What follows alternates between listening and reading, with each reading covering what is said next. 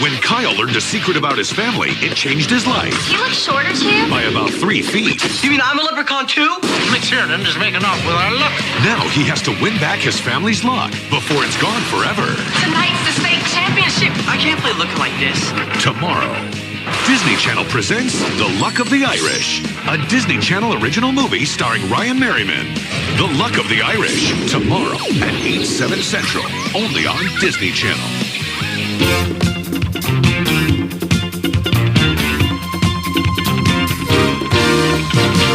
Welcome, one and all, to a very special guest choice episode of Escape from Vault Disney, the podcast where we review movies, TV shows, and short films available on Disney Plus, usually chosen completely at random. I am your host, Tony Goldmark. Joining us today via Zoom, all the way from Anaheim, California, David Ganssle. I won't use my guest choice, but I'll crash everyone else's. All the way from Simi Valley, California, Cassie Shima. Hello, it's me again. And also all the way from Simi Valley, California, we have the guest's choice, guest of honor himself, Zach Hurst. Oh, hello, everybody. I'm sure you're wondering why I've brought you here today. Someone in this room has been murdered. And it's me. No. And like I said, this episode is a guest's choice episode. Woo! Be our guest. Choice. Be our guest. Choice. Put our service to the test. Choice. In which we temporarily bypass the randomizer and watch what one of my guests wants us to watch. In this case, the very awesome Zach Hurst. Oh, thank you. Zach, as you know, after you've been on this show 10 times, as you have, you get one guest choice option, and you will only ever get one guest choice option. You have chosen this week to use it, and you've chosen to make us watch the 2001 DCOM, The Luck of the Irish. So, of course, now, Zach, the question must be, why The Luck of the Irish? Well, there's a few things about it. I heard, a little birdie told me, that you specifically wanted to find the good Disney Channel original movies. Now, I'm aware you found one already. Yes, last Halloween we covered the Scream Team,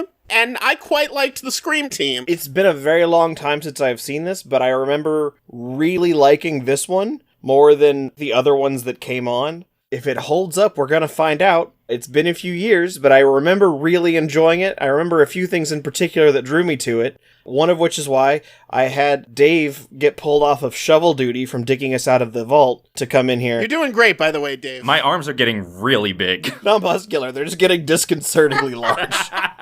They're swelling up. Just make sure you cover the Raquel Welch poster over it before we go to sleep, just so Charlie doesn't notice. I'm digging up. There's a couple cast members in this that align with Dave's interest. There's Timothy Owenson, who I know both he and I are fairly big fans of. And this was before he did Psych and would later go on to do Galavant. Right, he was the king in Galavant, wasn't he? Yes. This was definitely before he had his own little cult following, for sure. This was even before he had that very, very, very tiny role in Down with Love. So I'm not saying this movie launched his career, but I'm not saying that either. There is also Henry Gibson of Laugh-In, Oh, the famous Illinois Nazi leader from the Blues Brothers. right.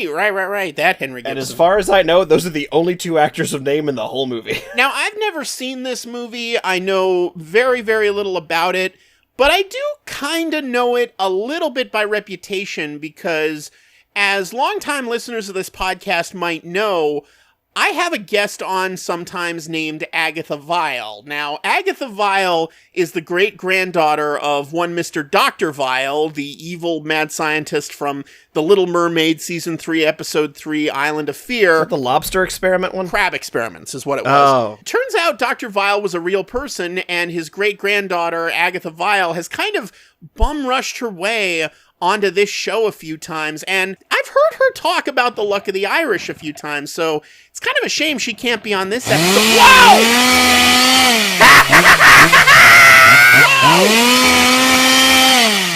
Someone say my name! Depends, what's your name? It's Agatha Vile! Then yes, your name was said. And it took me so long to find you, Tony Goldmark! Do you know how big the state of California is? What the hell are you doing in my apartment? You just chainsawed my door! What the fuck? I just binge-watched a lot of slasher movies! I'm in the mood! Now people are gonna see that I have no door! What the hell? Good! You have earned the right right to have a door! You're covering Luck of the Irish and you didn't invite me? Well, it was a guest choice. If Zach didn't tell you, that's his fault. Well, I'm here now, Tony. I have very good hearing, and I have little crab experiments everywhere. They report to me whenever a certain movie is announced. In my defense, Agatha, I have no idea who you are. I'll destroy you later. Folks, this is Agatha Vile. She's just burst into my apartment with the chainsaw through the door. It's signed by Bruce Campbell! Oh, awesome. Wow. You can't have it! I didn't ask Anyways, for it. don't worry, I can't destroy you or anything. You see, I am at risk of COVID, and I have to stay 6 feet away. So. Oh, that's why you've been 6 feet away this whole time. Yes, and that's why I put a microphone on top of the chainsaw. That's very smart of you. I am a scientist! I have to be smart! By the way, I can bring by the Raquel Welch poster to hang over the broken door. Excellent, excellent. Thank you. Now, who said this was a good movie? Zach. I remember enjoying this movie as a kid, yes. Well, let me tell you something, Zach. I started Irish dancing the same time this movie came out. Oh dear. This movie was not my inspiration to Irish dance. It was actually a Folgers coffee commercial. Oh. Look that up if you want. It wasn't Riverdance? Because I know that was famous Oh around my this. god, I think I know exactly what commercial you're talking about. 'Cause Yes! I wanted to start from that too. Early light breaks through. Music and dance calling you. Just need that mountain grown lift before you share your gift. Now there's rhythm and sound making their hearts pound.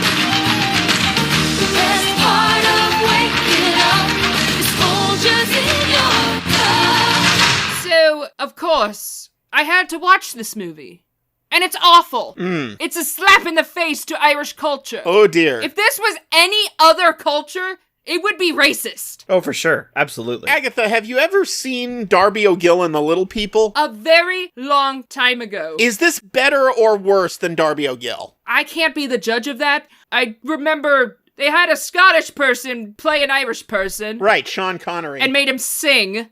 That was weird. I know that this is a tale as old as time, but whenever I end up on this wacky old podcast you got here, I have to repeat the phrase, I didn't have cable growing up, so I know absolutely nothing about this movie, other than it is Irish. Lucky for you. I also famously did not have cable growing up, but I have commonly heard this listed as one of the DComs that people are nostalgic for. Ugh. Like I said, part of the reason why I picked it was because I remember enjoying it when I was a young teenager.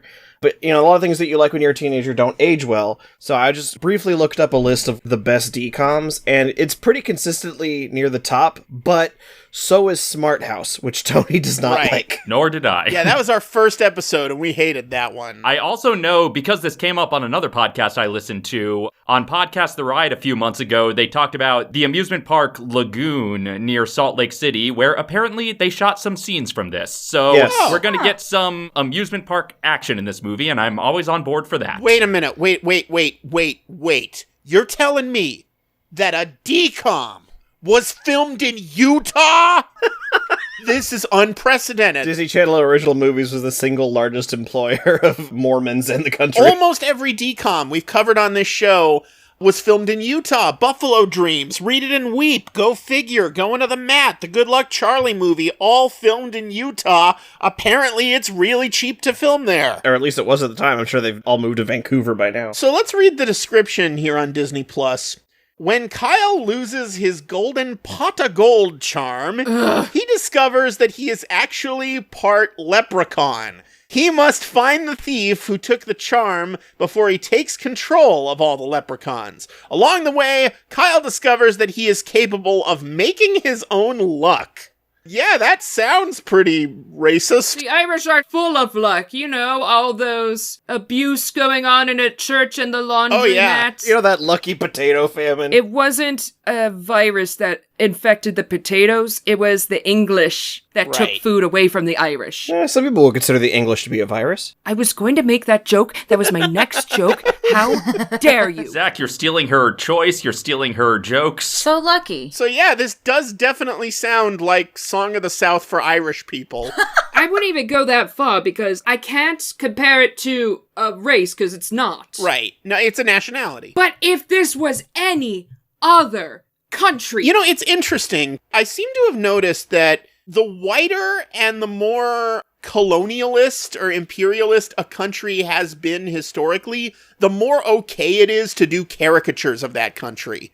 And the four big ones are America, England, France, and Germany. I think Germany has a pretty good reason for why we're allowed to make fun of it. Well, so do the other does three. America. Because who likes sauerkraut, am I right? But then there's some that are kind of in the middle ground, where, yeah, it's mostly white people, but they have faced a certain amount of discrimination. The two big ones I can think of are the Irish and the Italians. I'm Irish and Italian. And a bunch of other things thrown in there. I'm such a mutt. You have permission to make fun of us. 1/4 Irish, 1/4 Italian, half mad scientist. I have 10 years plus of Irish dancing knowledge, which includes going to all the festivals, partaking in all the traditions, learning about all the festivities, and I will teach everyone as good. best as I can. So we're all going to learn how to folk dance. No. It took me 10 years, and I'm still awful. Ah. Meanwhile, my sister is with a troupe, and some of them are in Riverdance and Lord of the Dance. Oh, wow. So you can see who's the good twin. But have you been teaching the crabs to dance? They have the perfect feet for hard shoe. They don't even need hard shoe. The other thing that's great is, if we look on IMDb Reviews, these two reviews are side by side. Oh? The first one is a 10 out of 10, with the title being, "The single most phenomenal movie I have ever had the pleasure to watch." Wow, that is such a load of bull. How many movies has he watched? Followed immediately by one titled, so bad. I promise you that wasn't me. Ah, yes, the duality of man. Is it good? I don't know, but we're gonna find out. We will be right back with our thoughts on the 2001 Disney Channel original movie, The Luck of the Irish, right here on Escape from Vault Disney. Aaron Gobra. Come on home. See what's waiting for you. Waiting for you. Okay, we just watched the 2001 DCOM, The Luck of the Irish. Before I say anything, Agatha, I'm gonna need you to do me a favor and put down the chainsaw. Put down the chainsaw. Okay. Put it down and kick it over there, into the corner. All right. I did bring Cherry with me. She will guard it. All right? Okay. Oh, she fell asleep on it. Oh, good girl. All right, we're good. Aw, that's cute. It's dangerous to wake up a sleeping dog that is also part crab experiment. Exactly. So you can't grab the chainsaw right now. No. When I say, I kind of liked this movie. I'm going to be doing a sin. I'm sorry. I kind of Tony. liked this movie. I recognize that it is not objectively good. I recognize that. Objectively, it's pretty fucking bad, in fact.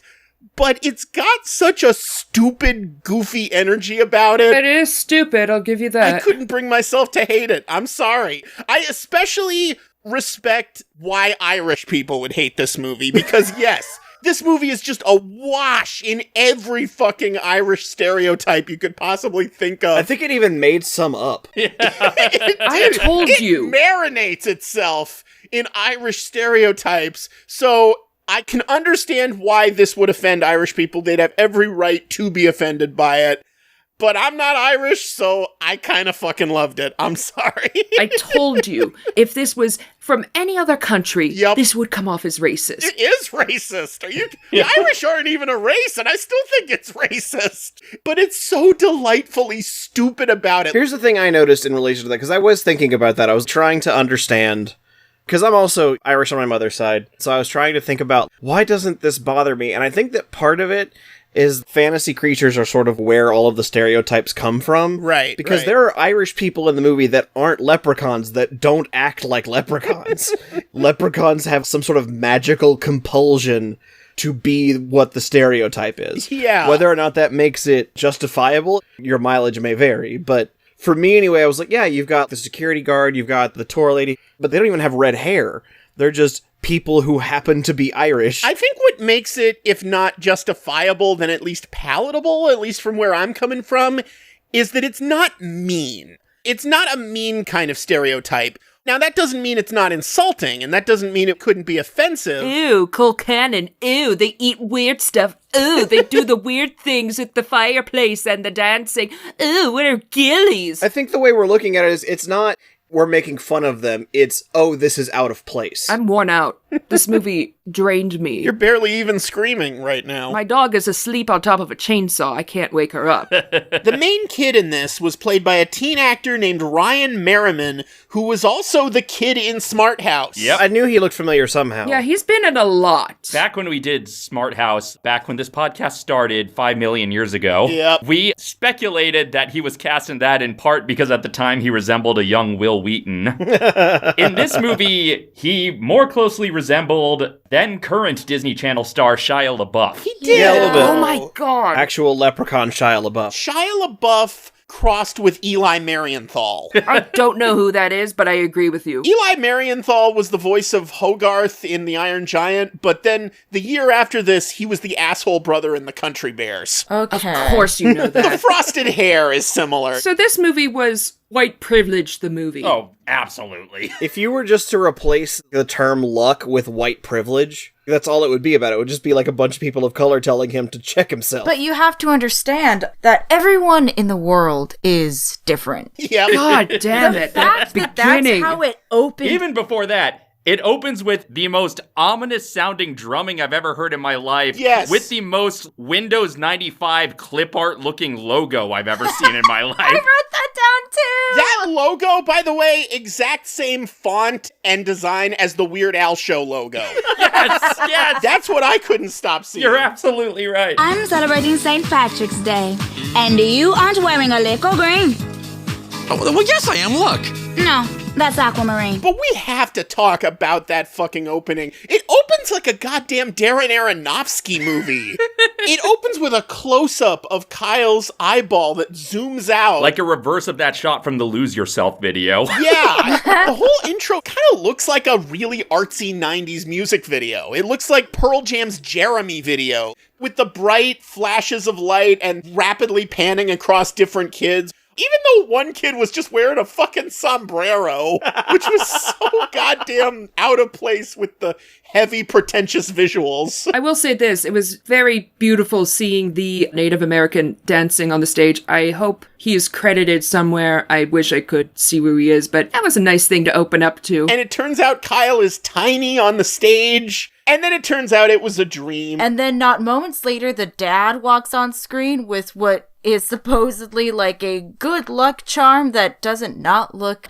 a little vaguely Native American. Yeah. I'm going to bet that the symbol has ties to paganism. Probably. Which was a really big thing in Ireland before the Catholics came here. In fact, Irish dancing originated from the pagans. Everything originated with the pagans. And then the Catholics said, stop that. Put your arms down. The movie occasionally has flashes of narration. Yeah. When it feels like it, even though I don't think there's any narration in the second half. I caught it once. There was a very, very tiny bit, and it really feels like they realized in post, oh damn it, shit. It doesn't quite make sense. We didn't make it clear enough that this kid is not just a good player, but the star player, so we have to add that in narration. You have expected to freeze frame and go, as far back as I can remember, I always wanted to be a leprechaun. I'd go from rags to riches. Yup, that's me. I bet you're wondering how I got myself into this situation. They did the same narration thing in Go Figure, a decom from a few years later that I've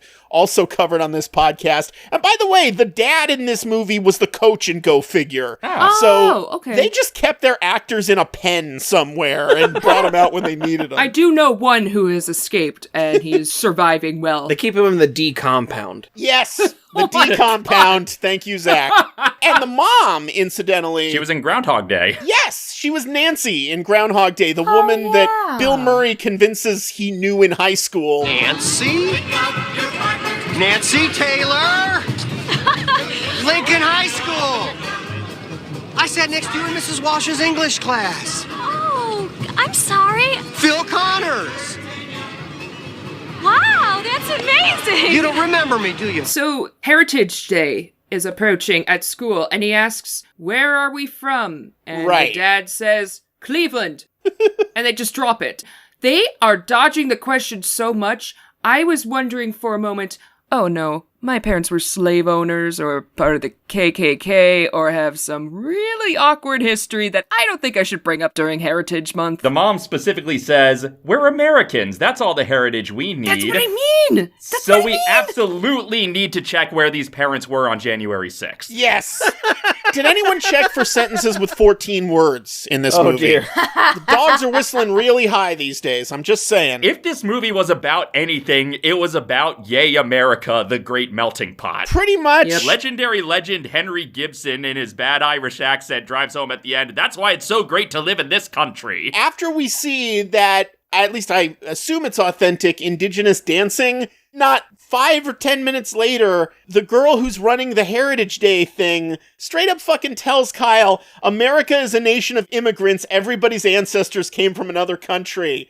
Don't say that in front of the guy doing the indigenous dance. He might not take that well. The black friend responds to that, "Yeah, I'm part Cherokee, and I think we all need to really unpack this joke." The movie's got some awareness. Gotta peel back the layers of this onion, boys. Is the joke supposed to be he doesn't know that that's not from another country? I took it as him being sarcastic, like he knew that the girl's statement made no sense. I guess, but he's still only part Cherokee, so he's still partly from somewhere else. This is getting uncomfortable. But the thing is, he's black, so he probably doesn't know exactly where. That was the uncomfortable part, Tony. That was the uncomfortable part. I was trying to... They explicitly acknowledge that Yes. later in the movie. Yeah, for a movie that is ultimately so yay, rah-rah America, it does acknowledge America's horrible past quite a bit. I half expect the fucking anti-CRT people to start boycotting this movie. Oh no, they would absolutely hate this movie. Jumping ahead a little bit, later when the mother reveals that she's Irish, but not that she's a Right. leprechaun,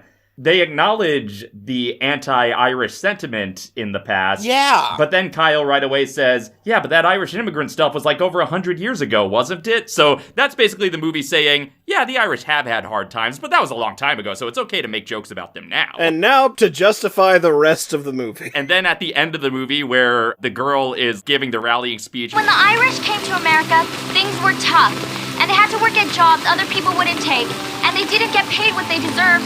Well, at least they got paid. I was honestly surprised by that line. I feel like that snuck by the Disney Channel censors. I feel like the kid pitched that and it was thrown in on the day because the movie does not dwell on that notion at all. Right. You're probably exactly right, yeah. That kid just kept saying it on camera, and it was too late into production for them to stop him. Much like Shatner kissing Nichelle Nichols, he just did it in every take and they couldn't remove it. And in the history classroom, the camera kind of lingers on the background map of America. Oh yeah, the map that traces where people came over from different countries, and you just see a big slave boat. U.S. import of slaves. I mean, bravo to the movie for actually acknowledging that. Unlike some states. Yeah, a Disney Channel movie about leprechauns from 20 years ago was allowed to be more factual about history than some history classes today. Ugh. How tragic is that?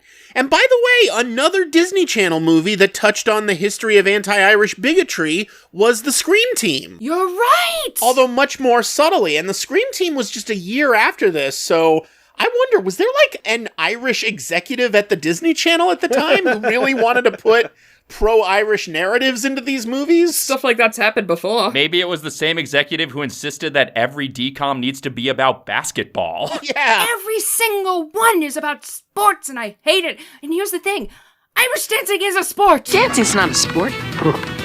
It is in Ireland. I don't know if this was true for all of you, but the movie that was recommended to me once the credits started rolling was Double Teamed. Me too! Yeah, same exact thing. DCOMs around this time did both an Irish basketball movie, this one, and a Jewish basketball movie, Full Court Miracle. I cannot wait until you land on that. I hope we do. I think it's based on a true story. Really? Okay. And they were all just building up towards a theater kid basketball movie. yeah, exactly! Oh my god! God damn it! Gotta get your head in the game. Who ended up becoming Ted Bundy.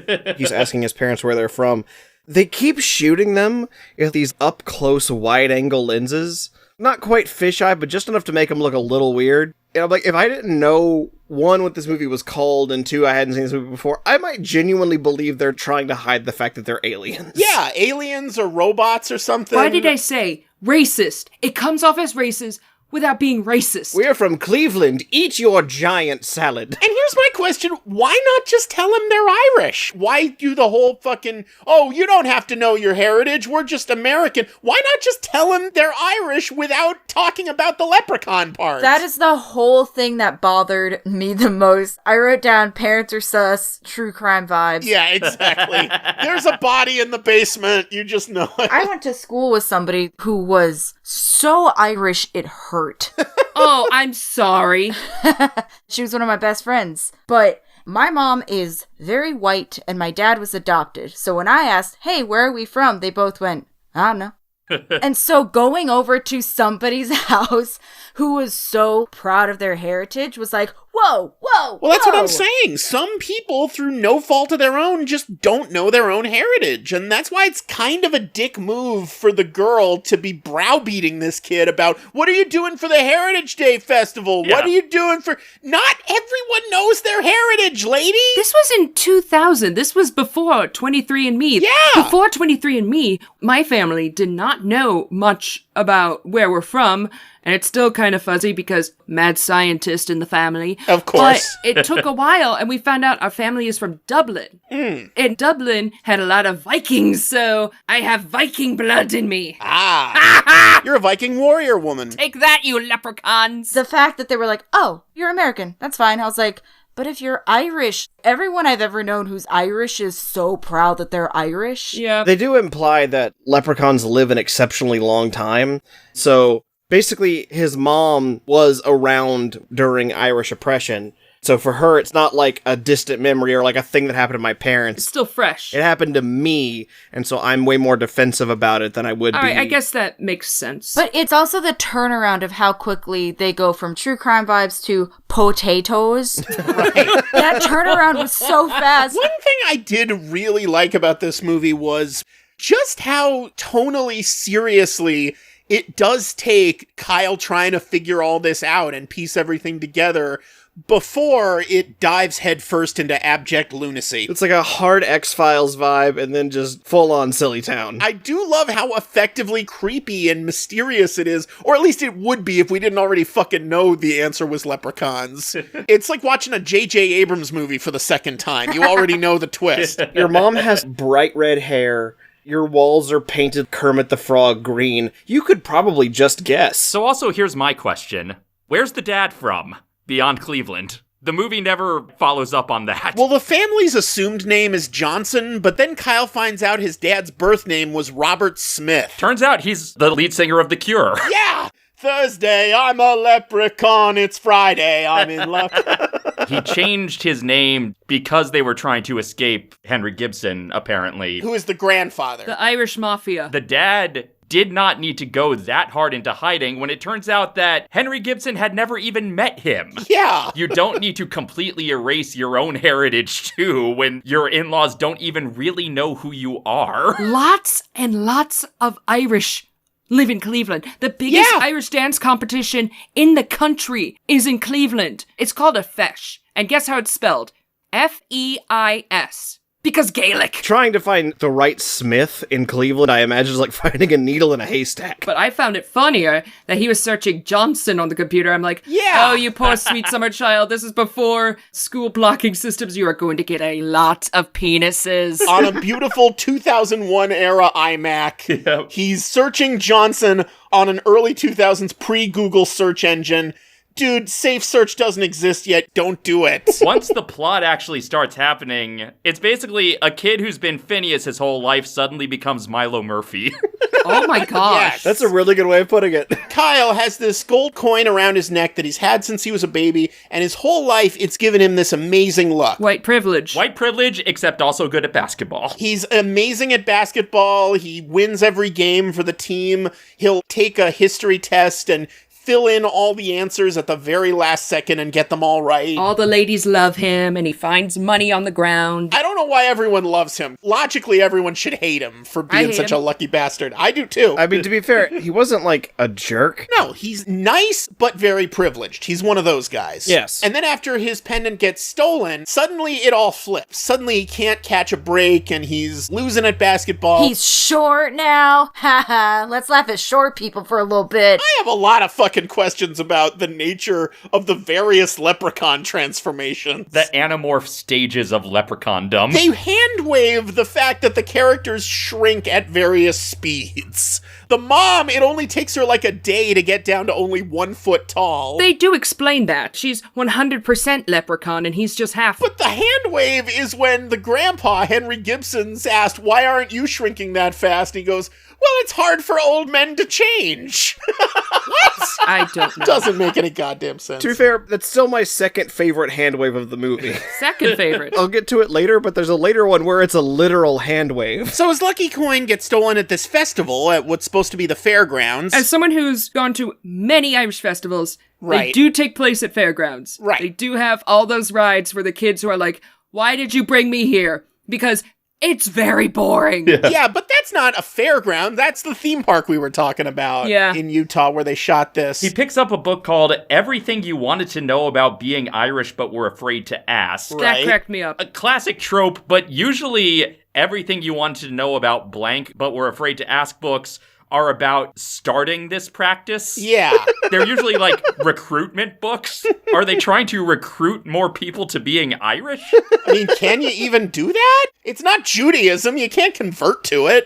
I guess you could move to Ireland if you really wanted to. You could take up Irish citizenship. When they introduced that book, I thought that would be like a MacGuffin throughout the movie. Like he'd constantly be relying on the book for info on what to do in situations. But no, they just abandoned the book immediately. Instead, they introduce Henry Gibson, the grandfather, Right. as the weirdest old man. Before they know he's the grandfather, back when he's just being set up as a suspect in the theft of the Lucky Charm, he throws some quarters, the most CGI-looking quarters I've ever seen in my entire life. And he suddenly starts showing off his shoes with this great line of dialogue. Good Irish leather, huh? Soft as a spring shower and tough as a landlord's heart. I loved that. This movie knew what was up. This movie knew. I didn't know what Irish leather was, so I assume it's the skin of an Englishman. Probably, yeah. When they first introduced the Irish dancers, I felt tears well up because I forgot how much fun, how beautiful Irish dancing is. Right. And then Kyle started dancing. Yup. There's always a movie where you are familiar with a certain skill and you see someone in a movie do the skill you're familiar with. That is the most half-ass dancing. That is not Irish dancing. It's just lean to the one side, lean to the left side, kick your heels out. Maybe they just didn't have time to train him properly. It does have the budget of a TV movie. I get it, but I was looking at some of the other people that would dance, and they were just doing very simple threes in place or springs in place. There's some easy steps he could do that still would make him look better. Maybe this is like an Iron Fist situation where he refused to train. Oh.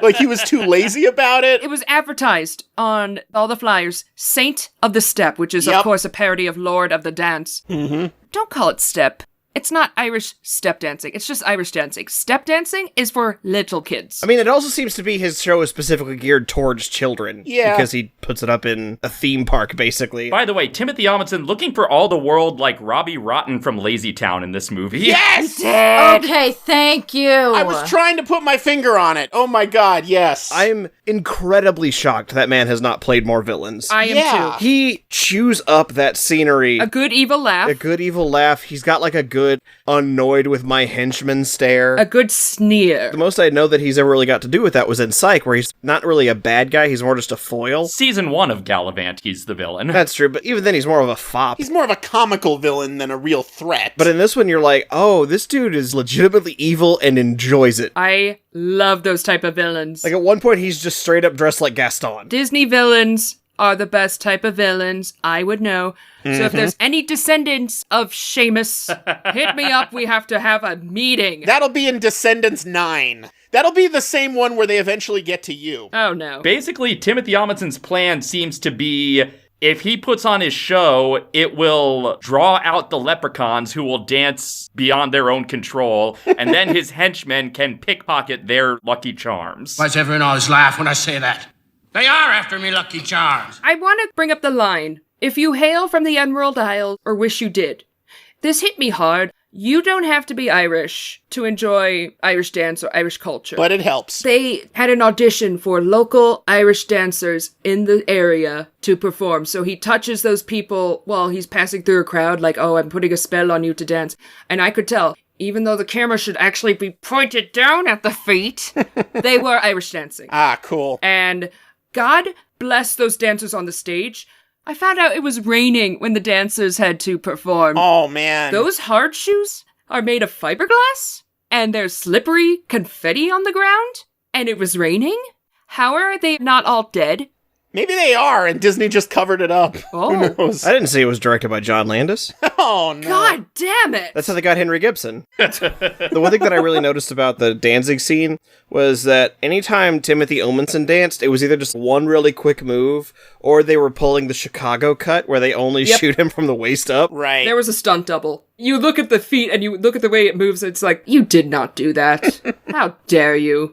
He's based off of Michael Flatley. Of course, of course. The creator of Lord of the Dance. And if you talk to anybody who Irish dances and ask them about Michael Flatley, they will tell you he is a massive douchebag. He said he got kicked out of Riverdance because he took his shirt off when in reality he was just difficult to work with. He slept with all the women in the cast while he was married. So it was that he took his pants off. Talented man, massive asshole. And this was perfect. I do like the way the movie treats becoming a leprechaun rather like becoming a vampire in a vampire movie, where it happens gradually and the kid's hair starts changing, he starts shrinking a few inches, he starts accidentally saying things like a wee bit, and the mom suddenly starts making these hobbit breakfasts Yes. with just every possible iteration of meat. Lots of meat, lots of carbs. And she starts talking like Maggie McFly. Hen's eggs and a rasher of bacon, potato cakes, bangers, and a black and white pudding.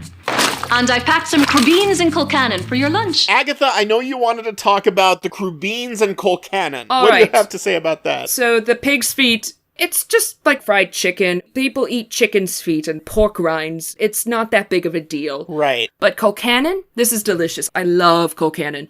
It's mashed potatoes with cabbage. And sometimes you mix in some green onions, chop up some corned beef, especially if it's smoked, grill all of that before you mix it in, and it has to be red skin potatoes. To match the hair. Yes, that is Agatha's kitchen corner. What you just described sounds really appetizing and really delicious, and in this movie they make it look like the most disgusting bucket of shit imaginable. Exactly. It looks like an actual chum bucket. She serves it in a metal bucket! Ew, this is weird. It's from a different it's like when sushi would be introduced back in the days, like raw fish. Ew. Well, it also lends credence to the theory that there's a dead body in the basement, and now they're just turning it into breakfast. Of course. Yeah, it's the Englishman. It's Sweeney O'Todd. Oh, I'm so hungry for Kilcannon. Gonna snort some Kilcannon. He finds out his lucky charm was switched because he finds out it's made of iron. Right. Which, one, how did you not notice by the weight?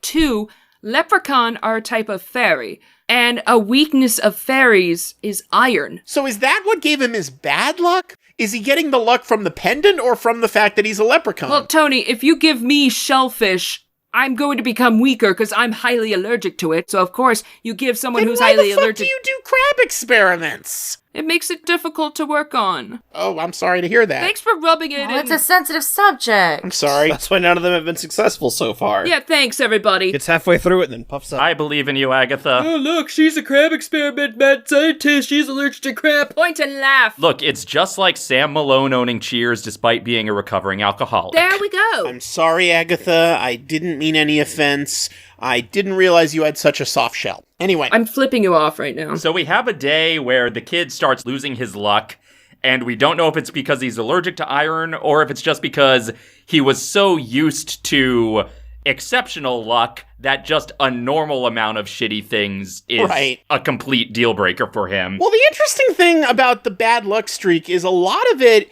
is instances of good luck that turn bad. Yeah. Which makes me feel like maybe this is two different forces working in opposition to each other.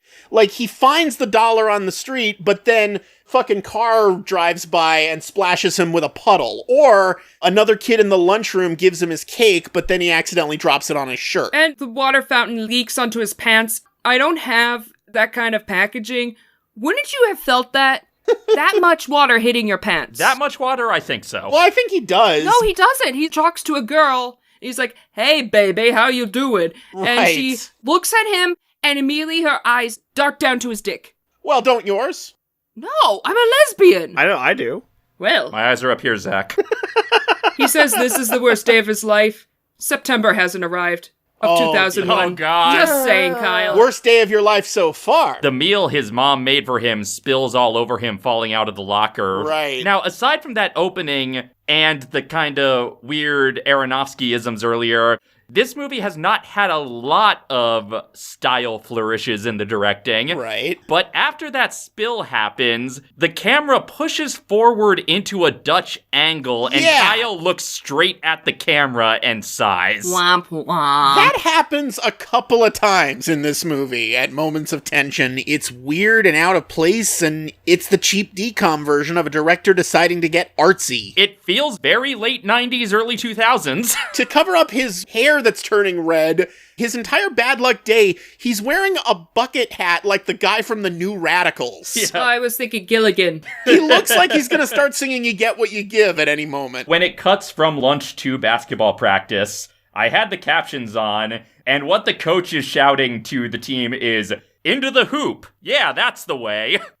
With this A+ coaching, they don't even need Kyle to win games. I thought the hoop was the only way? Is there another way? Well, it's like Quidditch rules. There's a secret way to win basketball, but nobody knows about it. You get Bugs Bunny. The kid on the basketball team who is kind of Kyle's rival is named Drake. So does that make Kyle Kanye? No, it doesn't. You need to stop. No, it makes Kyle Negaduck. So he can't make a single foul shot, even though when he had the pendant, he could make every shot. And the girl comes into the court just as he's losing his temper a little and getting frustrated. And she says, "I don't want to perpetuate a stereotype, but they say the Irish are a little hot-headed." Well, I'd hate to see what it looks like when you do want to perpetuate stereotypes, lady. Jesus. Racist without being racist. Exactly. The night after the basketball game, the mother says she's gonna have some bunny clabber. That's curdled milk. What? In some traditions... I assumed it was alcoholic. No, you can add alcohol, but some people drink curdled milk. Why? I don't know. I'm not one of those people. Also, this was before Amazon. How is she getting all these pig's feet, all this curdled milk? How did she get it that fast? You've been a stereotype for one day. There's a specialist market in town, I guess. Or she can just make it materialize because she's a leprechaun. Well, there's also the Irish festival going on at the fairgrounds. That's true, yeah. Might be selling all this food, but I do like the idea of leprechaun magic just generating pigs that she chops the feet off of. And suddenly everyone hates Kyle now that he's losing games. Yeah. I just liked how the eagle mascot was also getting pissed off at Kyle. Oh god, that eagle mascot. That terrifying looking eagle mascot. With the metal beak? Metal beak, scary eyes, giving Kyle the cold shoulder. One of my favorite moments in the movie is when he's having a bad day and the eagle just looks at him judgmentally. Yeah. Best characters. Mom, eagle. At one point on Bucket Hat Day, that's just what I'm gonna call it, the day where the kid's wearing the bucket hat. Gilligan Day. At one point it cuts to science class and the teacher says, "Can anyone tell me what a magnet is?" This is the scene the juggalos have been waiting for their entire lives. It's gonna happen! Did anybody miss this line? Kyle's friend saying, "Aw, my dad wouldn't let me dye my hair. He's got a thing about Dennis Rodman." I hate this movie, but Diamonds in the Rough. When he gets home and his mom has shrunk to like a foot tall. Just the tiny mom on the counter, and the dad's like, "Son, we need to talk. Kid, I shrunk the honey." Oh, yup. And he says, "You're not a leprechaun too, are you, Dad?" "No, I'm from Cleveland."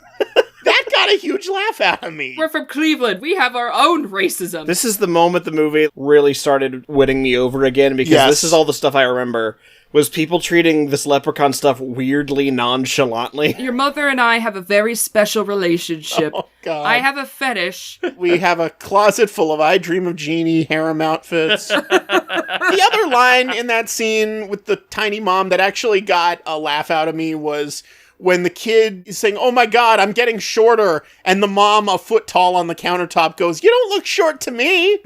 That's a loving mom. It's so stupid, but God damn it, the movie's got such an affable, goofy charm to it. And also, I gotta say, for the time, and especially for a decom, it's actually pretty impressive green screen of the tiny mom. It's not bad. Well, it helps that they keep coming up with props for her to hold on to that help tie her to the scene. Like, she's got a set of car keys that she picks up by foisting them over her shoulder. And she actually casts a shadow on the countertop, which I guess the surface was real, but then they put a green screen in the back for the background. I don't know. Her green screen looked okay. It wasn't until much later in the movie when, spoiler alert, him get big again, but you could so clearly see the cutout and a little green halo. Oh, yeah. I don't do CG, but I know that's rough. So the grandpa, who is literally named Riley O'Reilly. Auto parts. I was thinking The Who, but anyway. They even do a pun that was ripped off from Peabody and Sherman. Oh, really? No. O'Reilly. Riley O'Reilly. But he owns this potato chip company. He owns Emerald Isle Potato Chips, which you see in the background foreshadowing that here and there in the movie. And I'm just thinking, well, someone ran out of Let's.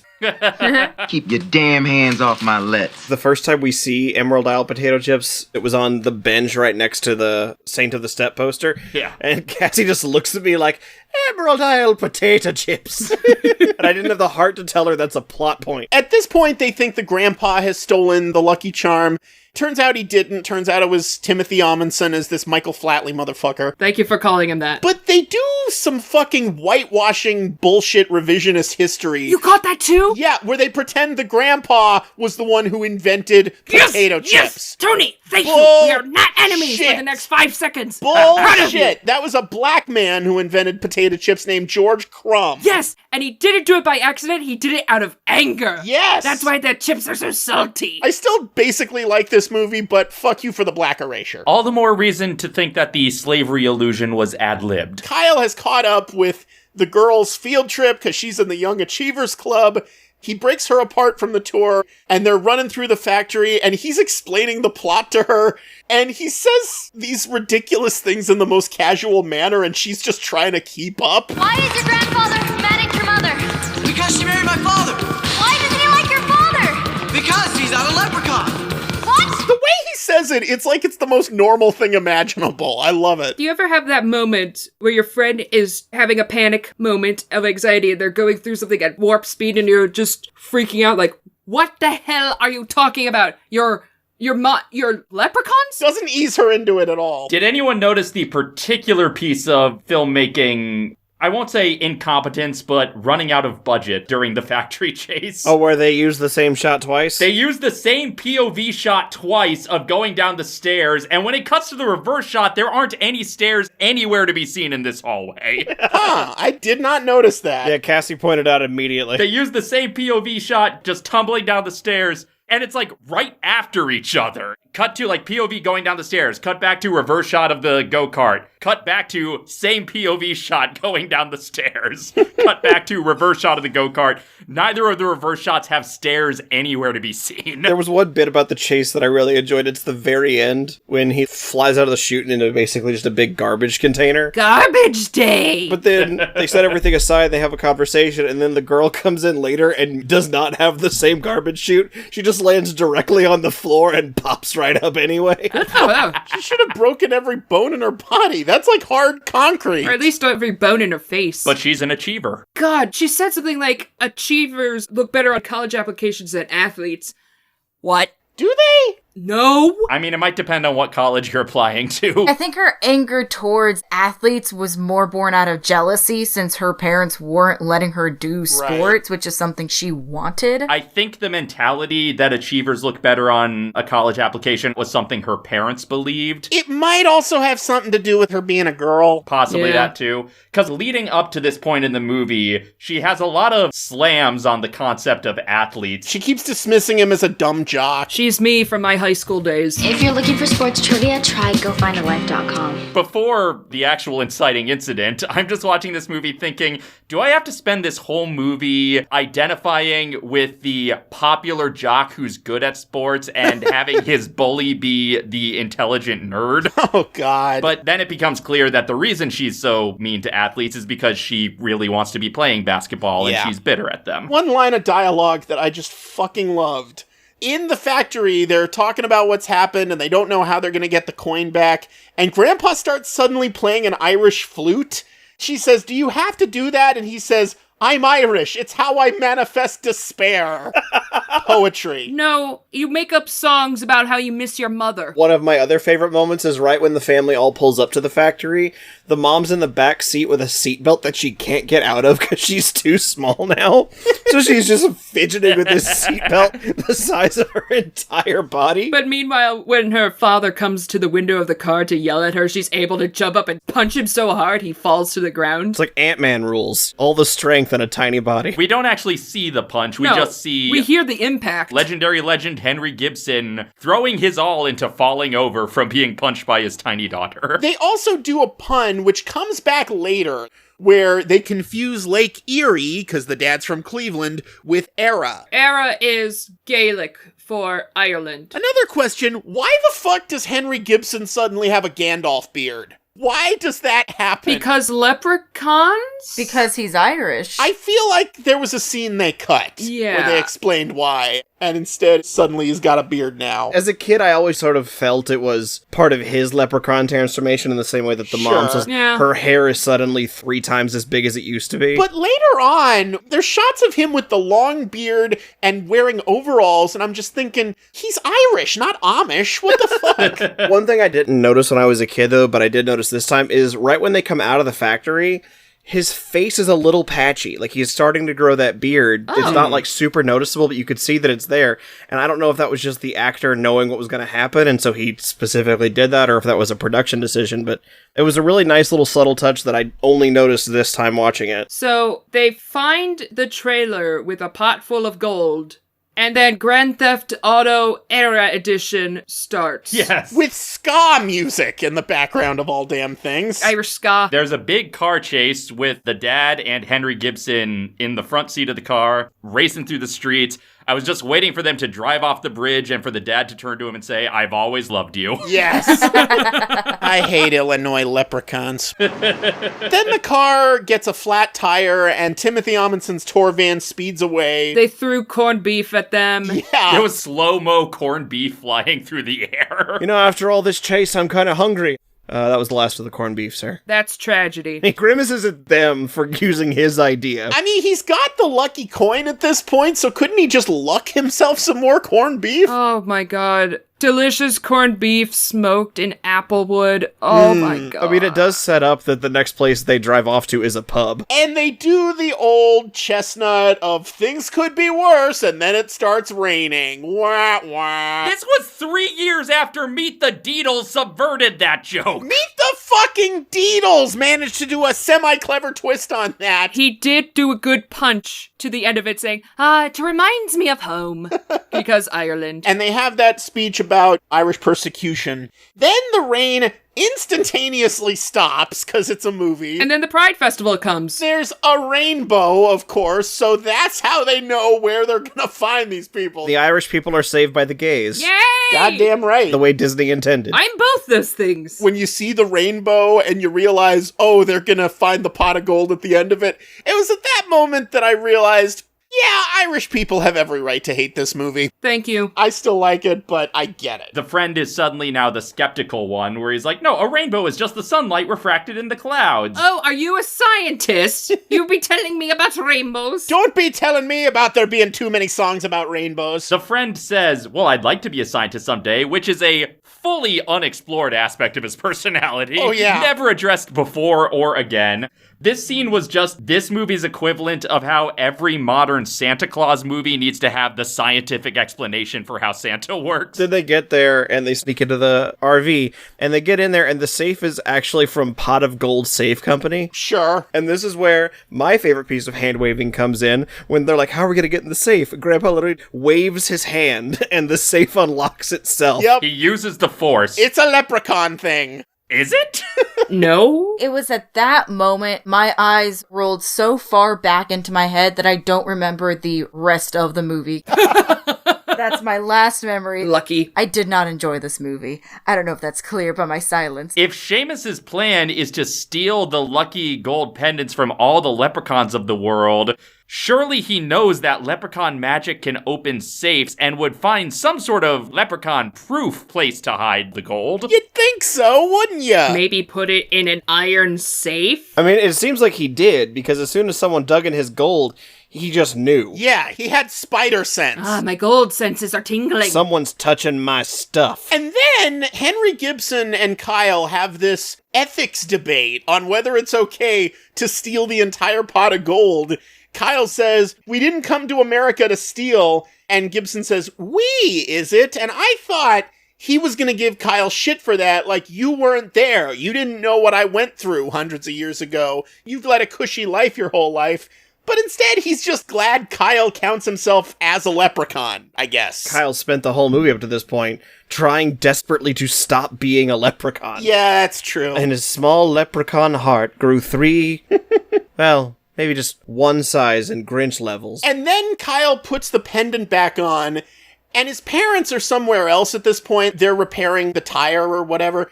I like to imagine that at that exact moment, the mom's in the dad's pocket and she just instantly grows to full size and knocks him over. That would have been fun to watch, but oh well. Yeah, we watch his hair turn back to brown and his ears anamorph back into regular ears. What was the deal with that coin tornado that Timothy Owenson uses against them? It's a trap. And the giant hologram face of his that appears. Yeah. Like I said, I think that was just his security system because all it does is take him outside. Yeah, like it doesn't whisk him away somewhere else. He's right outside the van. And it's established later, Owenson can teleport people places. It was mentioned earlier, he's a fair Derrig, and if you really want to trick a fair Derrig, make a bet with him. That's how you also defeat Jigsaw. So the kid fucking makes a bet with him for the pendant that he can beat him at sports. Nothing more specific than that. Just sports go sports. Even though the only sport the kid's been playing at this point was basketball. And he explicitly said he's not good at baseball, too. So he's already established he's only good at the one and only with his coin. Ain't no rule says a leprechaun can't play basketball. God, that hurts. You know, I just this moment realized when I said ain't no rule says a leprechaun can't play basketball, this movie is just Teen Wolf. Oh my god, you're right! It's Teen Wolf with leprechauns. It's Teen Con. I don't know if you heard the clattering sound. That was my jaw hitting the floor. So anyway, then Amundsen says, okay, you want to beat me at sports? Well, let me teleport you to this foggy Irish moor so we can play the Tolchin games. They're mostly Scottish, but I think they're just trying their best. Yeah. At one point during the competition, Amundsen says, It's a king we had in Ireland. And it's a king I'll be. True, but Galavant's not on Disney+, so... Yeah, it should be. It's owned by Disney. I don't see why it's not. They do wrestling, they throw rocks and wheels, they play hurling. They foreshadowed hurling earlier because the mom says you should try hurling, and he's like, Mom, I'm not sick. Yeah, I had to Google the other definition of hurling. And then they do Irish dancing. Dance off, bro! Me and you! Okay, so rules have changed a lot with Irish dancing, so we're going to 2001.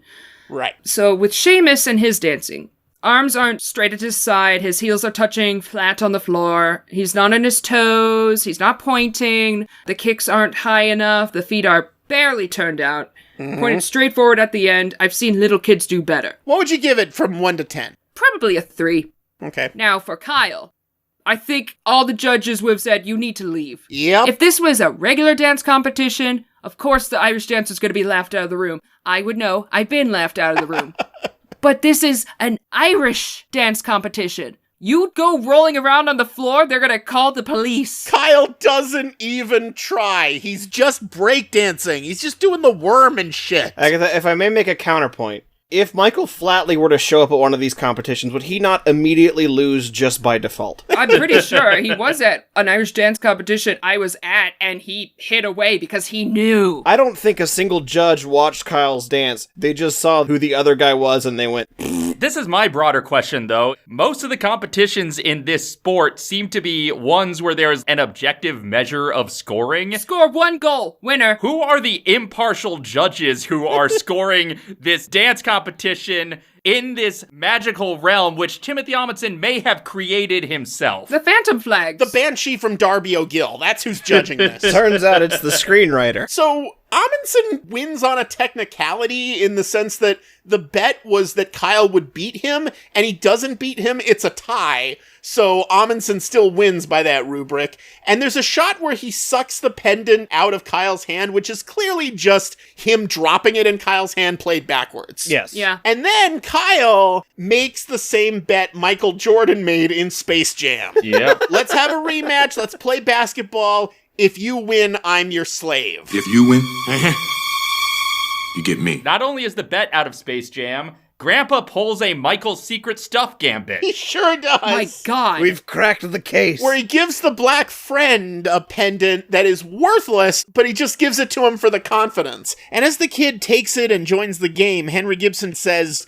"A boy who believes in leprechauns will believe anything." This kid didn't believe in leprechauns until he received proof they were real. Well, it's a joke. It's a leprechaun saying it. It's a leprechaun thing. You wouldn't understand. It's the Irish Blarney, basically. I understand the joke, but if you really unpack it, it's like the joke in Country Bears about the kid treating the bear like a freak. Yeah, but at least this one doesn't take up a whole fucking act. Interesting note, that black friend's dad is apparently a former NBA player. Really? I felt like he had to be with the way they kept cutting back So to you them. weren't wrong, Zach. His name is Thurl Bailey. I don't know anything about him, but apparently he played for the Utah Jazz and the Minnesota Timberwolves. And so I guess him being in the crowds was like a big cameo. Look what we got. Look. But he doesn't do anything except cheer from the crowd. That's all he does the whole movie. Cassie didn't even know that he was supposed to be the black friend's dad. Zach had said earlier, this feels like a cameo of some kind. Huh, guess not. I only pieced it together by virtue of the fact that it's Utah and they're the only 2 black people.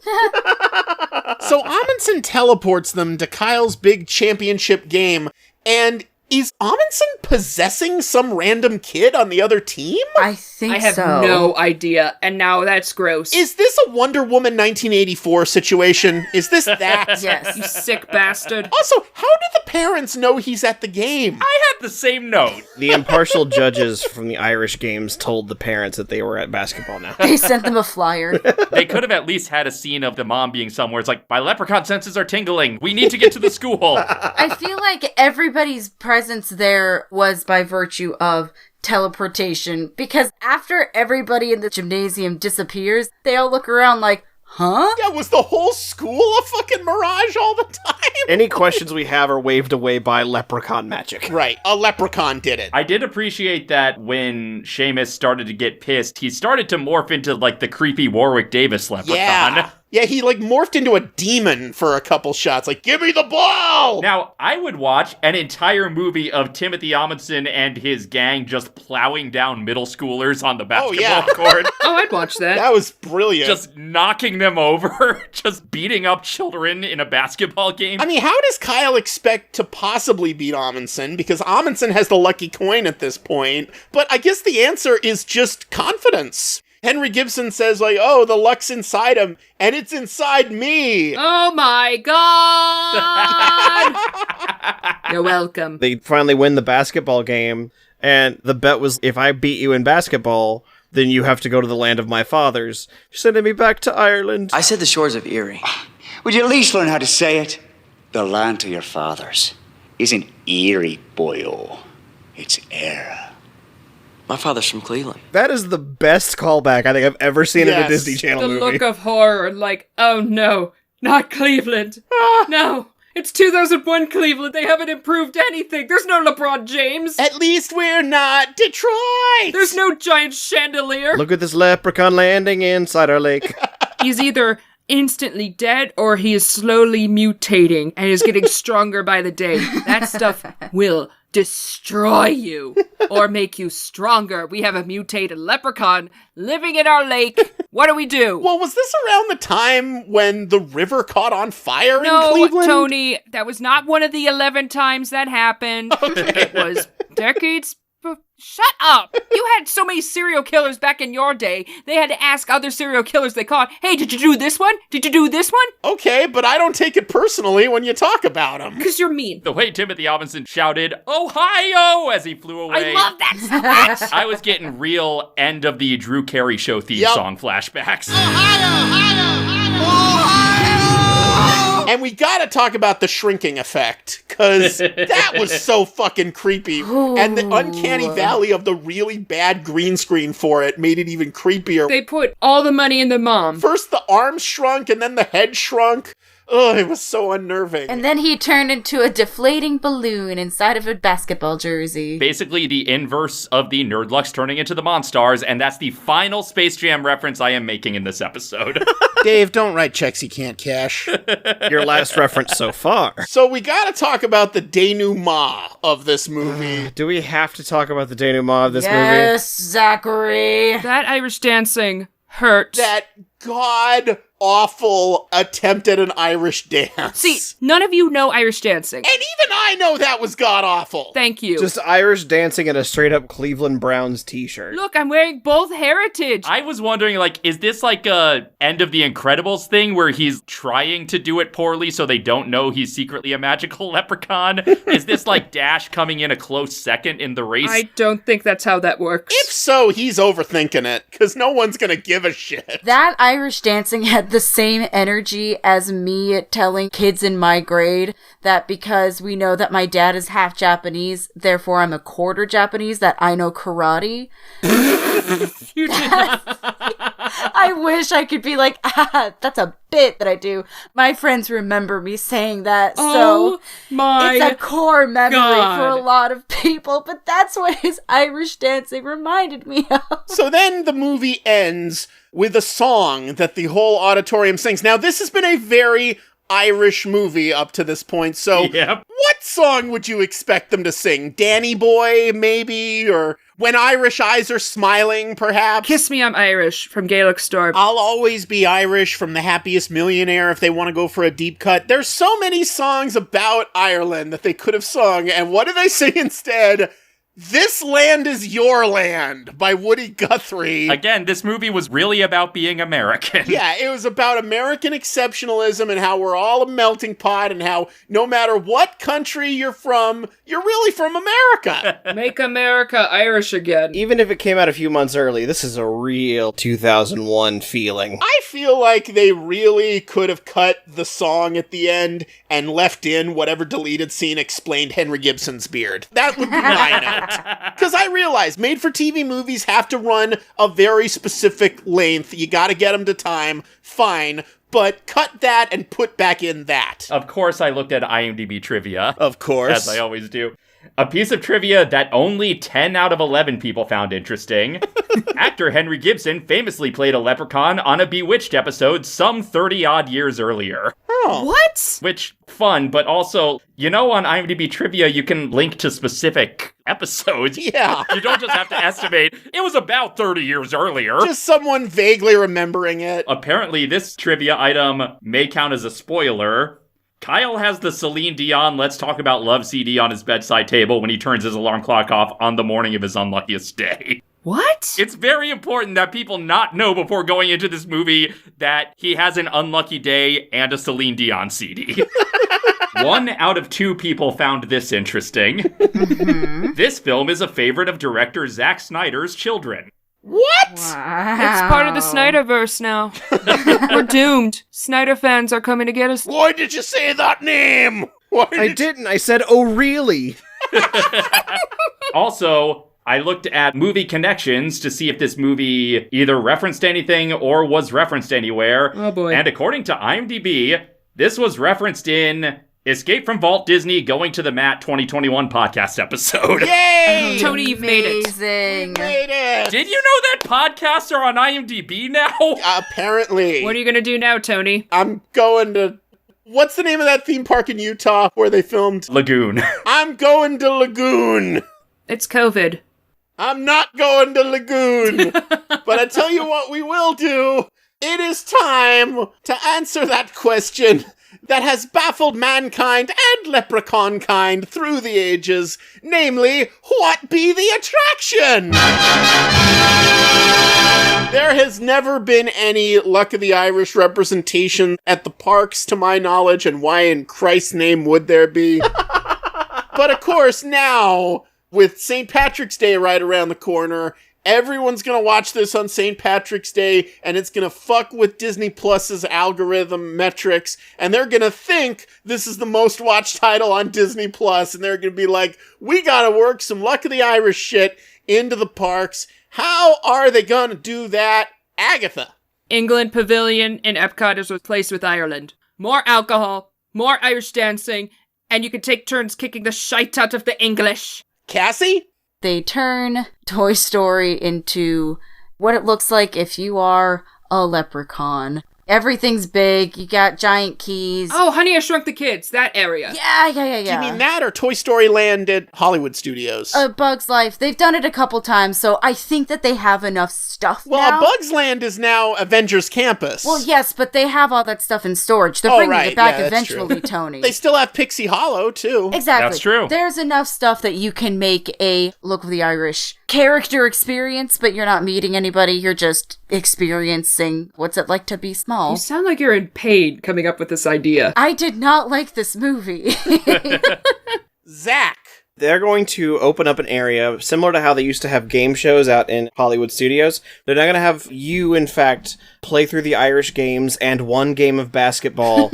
Whichever child loses has their family taken away from them to work in the Disney mines. Oh, they can work with Dave. They can be added to It's a Small World. Dave. They are just going to have their crew members go out into the audience during every live show in the park and just bump into people and pick their pockets. But every time they bump into them, they can't help but Irish dance. Well, unfortunately, you're all wrong. Oh. That can't be true. What they're gonna do is they're gonna bring back Honey, I Shrunk the Audience, but now it's themed to this movie where it's not a shrink machine that's shrinking you. It's, oops, you're all leprechauns. Oops, all Irish. It's not a shrinking machine, it's Timothy Owenson. It's Timothy Owenson casting a spell or something on you to make you all shrunk like leprechauns, and Eric Idle's still there for some reason, because he'll be in anything. No, he's not. He's being tortured by Jigsaw version of Figment. So, final verdict, folks. Is The Luck of the Irish a Disney Plus or a Disney minus? Dave? Okay, this was better than Smart House in the sense that there was actual cause and effect going on throughout the narrative. Right. Scenes actually led into each other. Yeah, this was much better than Smart House, I thought, but go on. But I didn't really start enjoying it until the final act when Timothy Owenson starts doing stuff. And if he had had more of a presence throughout the movie, I think I would have enjoyed this for all its batshittery. But I gotta give this a tepid Disney minus. Of the DCOMs I've watched for the podcast, better than Smart House, not as good as Princess Protection Program. Zach, it's your guest choice. And my choice is to give it a Disney Plus. It may be nostalgia talking. I hate you. But there's so many times, and Cassie can attest to this, I had just the stupidest fucking grin on my face for like at least 2/3 of this movie. This Land Is Your Land did hurt it quite a bit. Oh, that was the only thing you felt pain? That was the part where I went, oh god, no. But otherwise, I really like Timothy Owenson. I really like a lot of the like visual style this movie has. Like there's one scene early on where right after the mom's like a foot tall, the dad and Kyle are arguing for a while, and there's just a shot with the 1 foot tall woman standing on the counter between them, not contributing, just there, and I'm laughing my ass off. It's so stupid, but I feel like all of it was intentional. I'm gonna give it a Disney Plus. Cassie? Listen. That's a good way to start. I love that it was your pick, Zach. I just feel like you could have done so much better with your one and only. Yeah, you'll never get another one, Zach. Why do you think I've been holding on to mine for so long? And the fact that you dragged me in to watch it, and I had the opportunity early on to say, you know what, I'm good. But no, I went, I love you enough that I'm gonna sit through and watch this thing that you seem to really like a lot, even though this is like the first time I'm ever hearing you talk about this thing that you like a lot. It's just become your personality now, like wanting to be a scientist. Oh, it's true. I've fully embraced the movie deep down inside of me. I've lost a full 6 inches just over the process of watching it. But enough about my penis. Ew. I feel like I'm caught in the middle of two parents arguing. I'm sure that it strikes a big nostalgia chord for a lot of people. It did not strike any of those nostalgic chords for me. I'd like to give it a 0, but because I can't, I'm giving it a 1. It is such a big Disney minus for me. I did not like it. We almost got in a fight while we were watching it because Zach was sitting on the couch grinning like an idiot. And he was like, isn't this fun? And I was like, I hate this. I hate you. Mommy, Daddy, please stop fighting. I've stopped taking notes because I don't care. The last note I wrote was ska ... because if you know anything about me, I despise ska as a musical art form. I promise you, there's better Irish bands. The only other Irish band I know is U2, which they don't count. Oh, God. Imagine Bono in this movie. Jesus Christ. I like their early stuff. No, he's too busy in Sing 2, apparently. The most solemn movie ever made based on the trailers. So yeah, Disney minus. Just so much a Disney minus. Agatha? Really? We need it for the record. I hate this movie. I hate the basketball scene. I hate Kyle. You hear me right now. I am dead inside. Tony, I want to go home. I'm going home. I'll take that as a Disney minus. I'm going to take my chainsaw. I'm going to go home. First, I got to give my verdict, and that is, I gotta side with Zach. This is a Disney Plus for me. There's too much that I love about this movie, both ironically and unironically. I love the mom. I even kind of love the dad. I thought the dad was funny in a bunch of scenes. I love Henry Gibson. I love Timothy Owenson. Kyle's a little annoying, but honestly, compared to a lot of other DComs I've had to sit through, not as annoying as the average DCom protagonist. Compared to other DComs the same actor has been in, not as annoying. Exactly. Honestly, the weakest link in the movie was probably the girl who hangs out with them, and she's not even bad, really. She's just kind of average. She's just kind of barely even there. We need to have a girl. Put her in. It did suffer from some of the usual DCom trappings in that it felt like it had a budget of $7 and definitely questionable aesthetic choices along the way. But overall, I just can't hate this movie. It's too unapologetically stupid. Disney Plus, God help me. I'm putting foil in your microwave, I'm turning it on, and then I'm leaving. I just wanted it to be stupider. Before you leave, do you have anything to plug, Agatha? Support your local Irish dance center. Believe it or not, you have an Irish dance troupe in whatever city you're in. Look it up. Donate money because, again, it's COVID. Things have gotten very difficult. They've had to do Irish dance classes via Zoom and videos. See if you could donate and support them. And I also want to plug kick Tony in the shin whenever you can because his opinion is awful and he sucks. But I'm on Vile Agatha on Twitter. Well, it's been something having you for sure. Don't let my current lack of door hit you on the way out. Whatever. Come on, Cherry. Let's go. Wait a minute. What? My door's back. Were your crab experiments repairing my door this whole time? Tony, of course they were. Oh, thank you. That's right neighborly of you. Hey, Agatha, do not take credit for what is clearly leprechaun magic. You know what? You're on my list now. Anyway, Agatha, feel free to chainsaw your way out. All right, see you later. Come on, honey. Come on, Cherry. Let's go. Anyone else got stuff to plug? You can hear me not coming back next week with my guest choice because I am not coming back with my guest choice next week, but you can watch me on YouTube at youtube.com/Doggans, Doggans. I'm not doing my YouTube show right now. I'm taking a break to finish school, but if you want to see me post some of my own stupid musings, you can find me on Twitter at TheRLKing, TheRLKing. I am not super duper active on social media. I've been taking a lot of time to lurk around graveyards and cave dive as much as I can. But if you want to see some of the things that I was working on for a little bit, my Instagram at Cassies_island. So that's CASSIES_island. And as always, you can follow me on Twitter at Tony Goldmark, and you can also follow this show on Twitter at EFVD Podcast. I've also got a Facebook fan group you can join called Some Jerk with a Fan Club, and I've got a YouTube channel, youtube.com/Tony Goldmark, where you can find all 3 seasons of my web series, Some Jerk with a Camera, along with a bunch of other videos about movies and theme parks, and even a few scant episodes of this very podcast. You can find every episode of this podcast at pipedreampodcast.com, as well as all the usual outlets like Audible, Apple Podcasts, and Google Play. If you like what you've been hearing and you'd like to help us out, please subscribe, please leave a review, please give us 5 stars. All that stuff helps us get discovered by the almighty algorithm.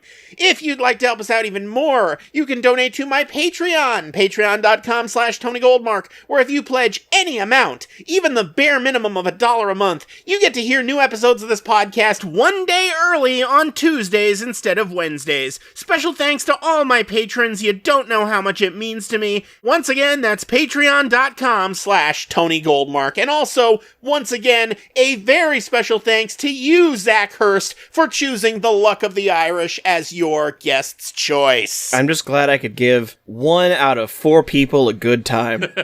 I hope that goes on my tombstone. And speaking of guest choice, Dave, I know you already said you don't want to use your guest choice option next week, and that's good because next week is the first week of Parks Month here on Escape from Walt Disney. So if you were to use your guest choice, I would have to insist it be on something parks related. So just to make it official, would you like to use your guest choice on something parks related next week, or keep it in your back pocket? I've never heard of a theme park in my life, and I'm scared to find out what it is now, so I'm going to keep it in my back pocket. He's keeping it in his back pocket, folks. That means next week we are feeding the special Parks Month shortlist into the almighty randomizer, and I am now joined by one of my guests on next week's episode, Ian Bonds. How you doing, Ian? Pretty good. I'm very daunted by this randomizer. Well, don't be frightened. It only occasionally eats people. It's so damn big. Are you ready to read off the randomizer's pick for our first week of Parks Month? I suppose so. Okay, Smart House, initiate random shuffle mode, please. Initiating random shuffle mode. Make a selection. And the winner is... A randomly selected batch of park-centric One Day at Disney shorts. Okay, let me explain briefly what One Day at Disney is. It's a series of very short little documentary bites that document people who work at Disney in some capacity, and a bunch of episodes are about cast members in various capacities. So there's 4 potential batches you could choose from. So Ian, if you'll be so kind as to open a new tab and Google random number generator and plug in 1 through 4 and see what it gets you. We got 4. 4, okay, that would be the One Day at Disney shorts, episodes 42, 43, 44, 46, 49, 50, and 51. All right, join us next week right here on our first week of Parks Month on Escape from Walt Disney when we will cover a whole bunch of One Day at Disney shorts. Come on home where your video's playing. Good times are waiting, it's true. Come where your family is waiting for Walt Disney and you.